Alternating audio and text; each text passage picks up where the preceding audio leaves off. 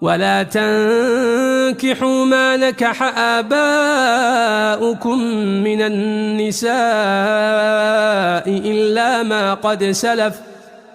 إنه كان فاحشة ومقتا وساء سبيلا.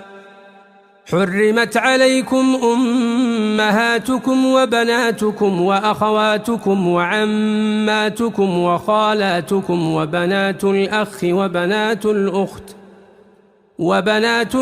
وبنات الأخت وأمهاتكم اللاتي أرضعنكم وأخواتكم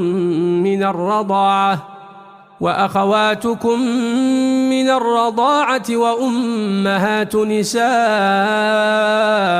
وربائبكم اللاتي في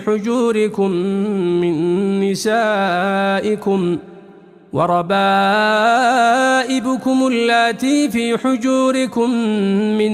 نسائكم اللاتي دخلتم بهن، فإن لم تكونوا دخلتم